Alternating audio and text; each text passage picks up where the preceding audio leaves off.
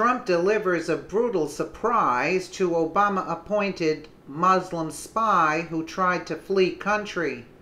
President Donald Trump delivers a brutal surprise to a Barack Obama-appointed Muslim spy who was trying to flee the United States. Imran Awan had the highest security clearance and worked primarily for the Democratic National Committee under Debbie Wasserman Schultz. He was fired for allegedly hacking into volumes of highly classified information. But strangely, Wasserman Schultz personally kept him on her payroll. Awan almost got away, but Trump was waiting in a showdown you don't want to miss. Imran Awan is the ringleader of a Muslim spy ring that was hired under the Obama regime and worked for the DNC. Imran and his two brothers Abid and Jamal, his wife Hina Alvi, and his best friend Rayo Abbas were all under investigation after authorities discovered they allegedly hacked into highly classified information and were taking it home. Debbie Wasserman Schultz, who was the DNC chairperson at the time, oversaw the Awan brothers' work, but she failed to sever all ties with them after they were found to be spies.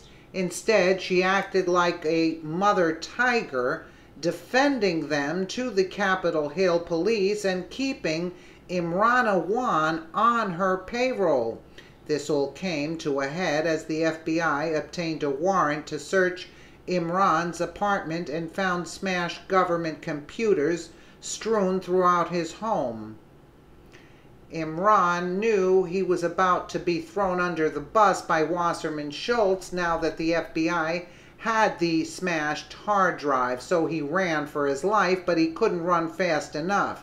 This isn't Barack Obama's America anymore, and Imran knew he wasn't going to get a pass with Donald Trump leading America. Obama and his minions would no longer protect him, so he ran for it and almost made it out of the country. Fox News is told officers and agents from the U.S. Capitol Police, the FBI, and Customs and Border Protection were involved in the arrest of Imran Awan at Dulles International Airport, reported Fox News. The criminal complaint and affidavit said he had bought a ticket to fly Monday to Doha, Qatar, and then Lahore, Pakistan, with a return flight booked for early January. The report added the affidavit specifically alleged he engaged in a scheme to defraud a congressional federal credit union. It did not appear to go in depth into the other matters investigators have been looking into. Yeah, the other matters, quote, are the hacking into classified information. If you look at the timeline, the Awan brothers were caught at the same time the DNC says the Russians hacked into their computers. Then you have Wasserman Schultz having to step down as chairman of the DNC, but she keeps Imran as her personal IT tech. Crooked Debbie Wasserman Schultz paid Imran Awan a whopping $4 million for IT services. Smashed laptops found at Imran's apartment. Hillary, deja vu? For Wasserman Schultz in 2005, she, of course, was forced to resign as chair of the Democratic National Committee 1 year ago after WikiLeaks began posting her hacked emails online. In all, the Daily Caller reports that Awan, his brothers, their wives, and others collected at least $4 million for IT services performed for Democratic lawmakers. In addition to Wasserman Schultz, these included Diana DeGette of Colorado, chair of an investigation subcommittee, Jackie Speer of California, who sits on the Intelligence Committee, and Ted Deutsch, ranking Democrat on the House Ethics Committee. The investigation started with allegations that the Awan group was engaged in double billing, but then reportedly expanded to include how sensitive House data was stored. The group was barred from House computer networks in February when U.S. Capitol Police identified them as suspects in a criminal investigation.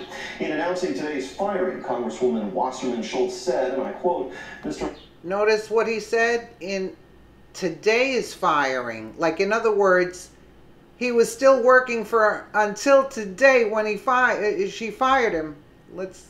Wasserman Schultz said, and I quote, Mr. Awan previously served as a part-time employee, but his services have been terminated. Right Congresswoman Wasserman Schultz said, and I quote, Mr. Awan previously served as a part-time employee, but his services have been terminated. No charges, evidence, or findings from the investigation have been formally shared with our office, so we cannot comment on them.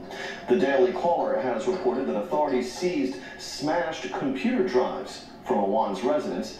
Charging documents released today, however, do not explicitly link this bank fraud charge to the House IT case, Brett.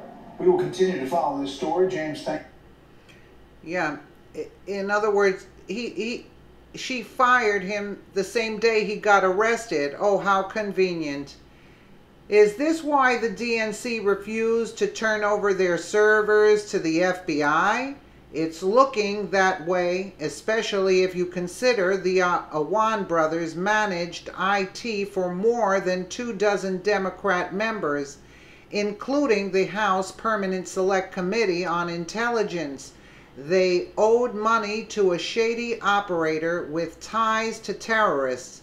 The three men apparently went through little or no security scrutiny to get their jobs. After all, the politically correct left wouldn't want to make them feel uncomfortable just because they're Muslim. You have to wonder why Debbie Wasserman Schultz would keep Imran Awan as her personal IT guy when he was fired for allegedly hacking into highly classified information.